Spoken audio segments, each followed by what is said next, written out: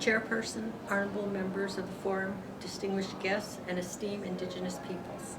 My name is Burnelli. I am a Diné from the Navajo Nation. I am a board member of the National Indian Youth Council. I am also an employee with the Navajo Nation Human Rights Commission.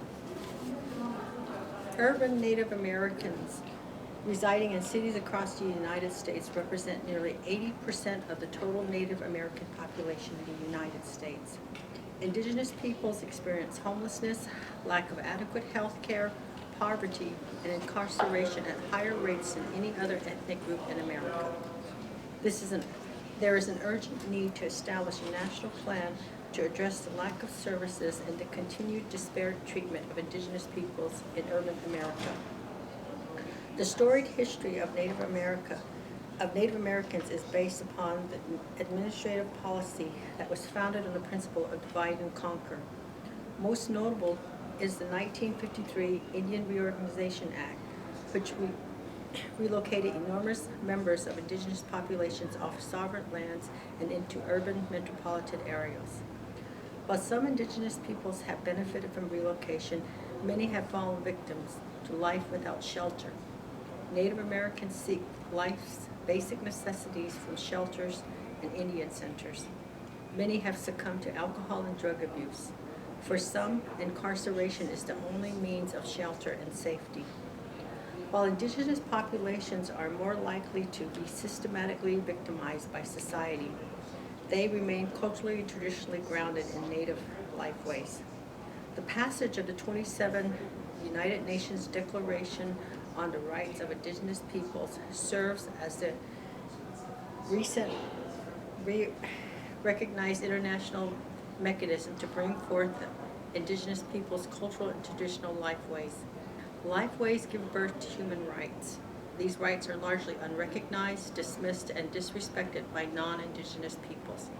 For many homeless Native Americans, the right to maintain, strengthen their distinct political, legal, economic, social, and cultural institutions while retaining their right to participate fully, if they choose, in the political, economic, social, and cultural life of the state is not supported off sovereign Native American boundaries. It is imperative federal resources become available, and they become available quickly. Funding must be directly appropriated to urban Indian centers or Indian programs that directly serve Indigenous Native American populations. Tribal governments cannot serve as fund managers, nor can city municipalities or governments.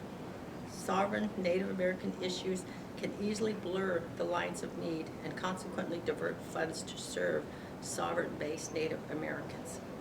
Additionally, city governments can easily appropriate funds for homeless shelter programs under the concept of one size fits all.